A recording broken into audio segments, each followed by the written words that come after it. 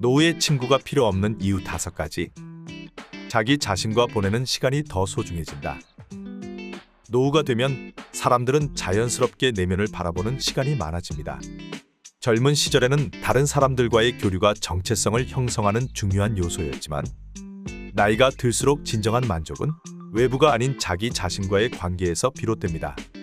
심리학자 칼 융은 인간의 성장 과정에서 가장 중요한 여정은 자기 자신과의 만남이다 라고 강조했습니다. 노후는 그동안 미처 돌아보지 못했던 자신의 감정, 생각, 꿈을 들여다보며 스스로를 이해하고 치유하는 시기입니다. 철학자 키에르케고르 역시 고독 속에서 우리는 진정한 자신을 만난다고 했습니다. 고독은 외로움과 다릅니다. 외로움은 관계의 부재에서 오는 감정이지만, 고독은 스스로를 깊이 들여다볼 수 있는 기회입니다.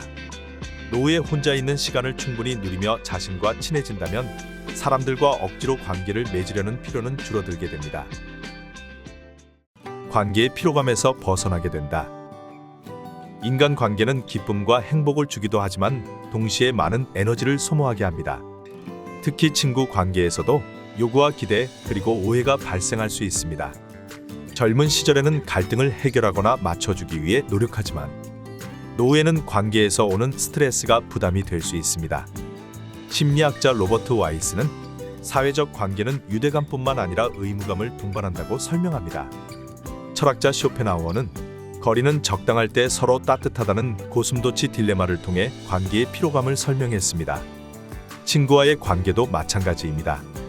나이가 들수록 너무 가까운 관계는 불필요한 감정 소모를 가져옵니다. 노후에는 억지로 관계를 유지하기보다는 스스로를 위한 시간에 집중하며 관계의 피로감에서 자유로워질 수 있습니다. 삶의 우선순위가 달라진다. 젊은 시절에는 인정받기 위해 사회적 활동을 활발히 하고 친구를 많이 사귀려는 욕구가 강합니다. 그러나 노후에는 인정 욕구가 줄어들고 외부 평가보다는 내면의 안정과 평화를 중요하게 여기게 됩니다. 심리학자 에릭 에릭슨은 노년기에는 자신의 삶을 수용하며 통합하려는 심리적 과정이 중요하다고 했습니다. 이 시기에는 사람들과의 교류를 통해 인정받기보다는 나 자신의 이야기를 받아들이고 스스로를 존중하는 것이 더 큰 행복을 줍니다. 철학자 스토아 학파는 외부의 평가가 아닌 내면의 평온함이 진정한 행복의 열쇠다 라고 주장했습니다. 노후에는 사회적 연결망이 부족해진다는 것을 두려워하기보다는 내 삶의 우선순위를 재정립하고 소박한 일상 속에서 만족감을 찾는 능력이 중요합니다. 진정한 친구는 소수로 충분하다. 친구의 수보다 중요한 것은 관계의 깊이입니다. 노후에는 진정한 친구 몇 명만으로도 충분합니다.